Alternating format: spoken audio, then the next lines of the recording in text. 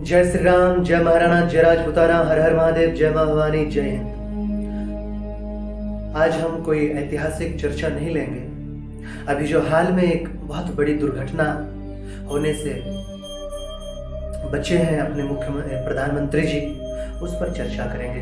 पंजाब में बहुत बड़ी घटना को अंजाम देने की साजिश तय थी, जो एकदम साफ दर्शाता है कि प्रधानमंत्री जी के साथ कुछ बड़ी घटना होने वाली थी। और मैं एकदम साफ बोल रहा हूं, खालिस्तानियों और कांग्रेसियों की प्रधानमंत्री जी को मारने की साजिश थी।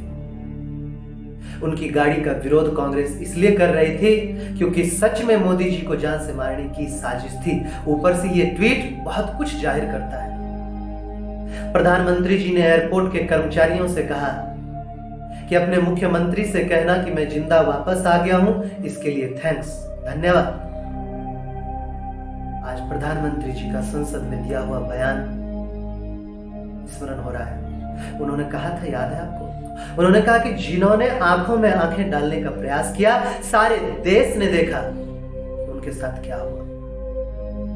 पाकिस्तान बॉर्डर से सिर्फ 10 किलोमीटर की दूरी पर 20 मिनट तक घेर कर रखा गया। इस 20 मिनट में कुछ भी अनहोनी घट सकती थी। भारत का भविष्य दांव पर लगा था। भगवान के लिए इसे लापरवाही शब्द प्रयोग करके घटना की भयावहता को कम करने का प्रयास ना करें। यह साजिश थी, सबसे घिनौनी साजिश। किसकी? 10 जनपद की, पंजाब सरकार की, खालिस्तानी आतंकवाद की, या फिर पाकिस्तान की, या फिर सबकी मिलीभगत है। जिस तरह पंजाब पुलिस खड़े खड़े तमाशा देखती रही, लग तो ऐसा रहा है कि पंजाब पुलिस के साथ उनके द्वारा ही दुर्घटना को अंजाम दिए जाने की योजना थी। अरे एक राज्य मंत्री भी जिस रूट से गुजरता है ना, तो वीआईपी मूवमेंट के लिए आधे घंटे पहले ही रास्ता खाली करा दिया जाता है। और देश का प्रधानमंत्री रूट पर, देश के प्रधानमंत्री के रूट पर प्रदर्शनकारी आ गए। घोर आश्चर्य! क्या पाकिस्तान और आईएसआई को सिग्नल दे रहे थे कि हम रास्ता जाम कर देंगे, तुम बम फेंक दो, मिसाइल मार दो? आज पंजाब में गैर जिम्मेदाराना तरीके से भारत के पीएम के काफिले को 20 मिनट तक रोका गया। प्रधानमंत्री की सुरक्षा से समझौता हुआ पंजाब में। खालिस्तानियों की भीड़ ने बीच ओवर ब्रिज पर प्रधानमंत्री जी का काफिला रोका था।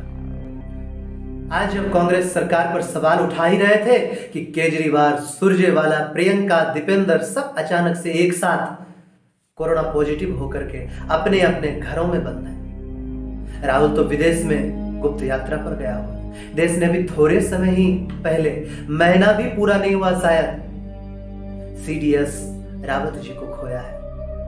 यह बेहद गंदी राजनीति के तहत मोदी जी की सुरक्षा के साथ खिलवाड़ है।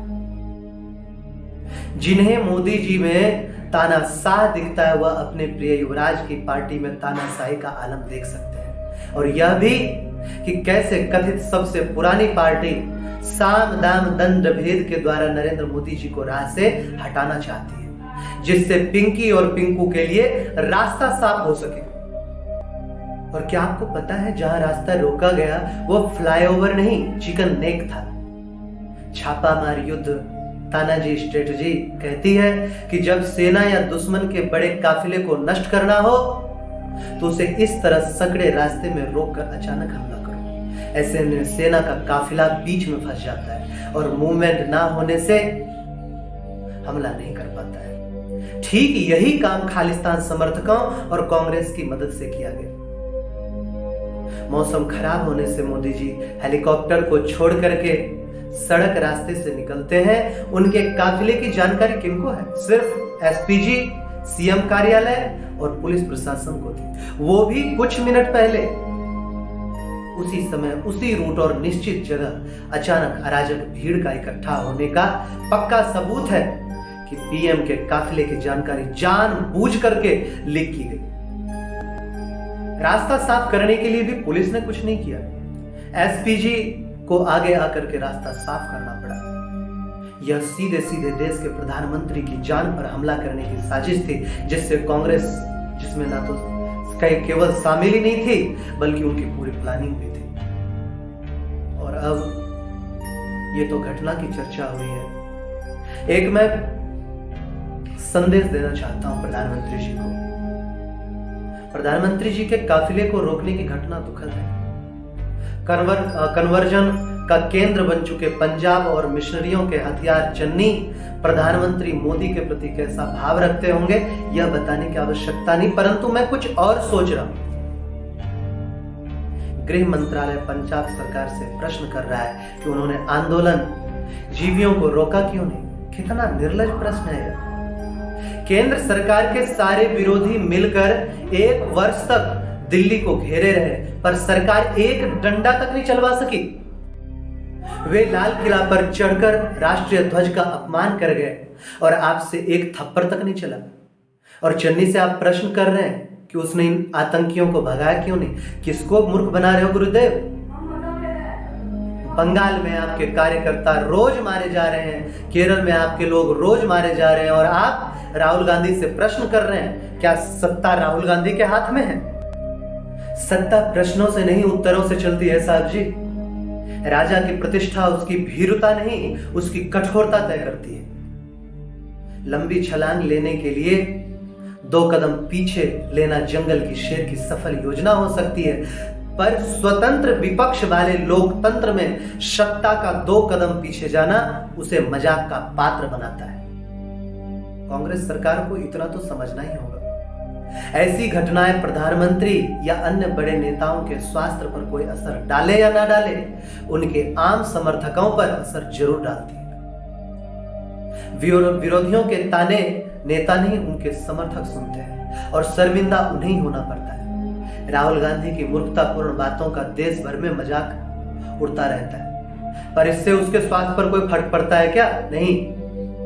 लेकिन उसी मजाक को सहते सहते उनके समर्थक राजीव त्यागी जी हार्ट अटैक से मर जाते हैं। जनता रो रो कर इंसाफ मांगने वाले को अपना नेता नहीं बनाती। जनता नेता बनाती है उसे जो स्वयं इंसाफ करने की बात करे। मोदी जी को चुनने वालों ने इसलिए नहीं चुना कि वे अति आदर्श व्यक्ति हैं, आदर्शवादी व्यक्ति हैं। उन्हें इसलिए चुना गया क्योंकि वे ईंट का जवाब पत्थर से देने के लिए जाने जाते थे। यदि उनकी यह छवि बदल गई तो। बाकी यदि पंजाब की बात करें तो वहां की लड़ाई कांग्रेस नहीं लड़ रही है। वहां लड़ रहे हैं सिद्धू के पीछे खड़े इमरान खान, वहां लड़ रहा है चन्नी के पीछे समूचा कन्वर्जन गैंग, वहां लड़ रहा है समूचा खालिस्तानी ब्रिगेड। केंद्र ने यदि ज्यादा चूक की तो सब कुछ भरभरा कर गिर जाएगा।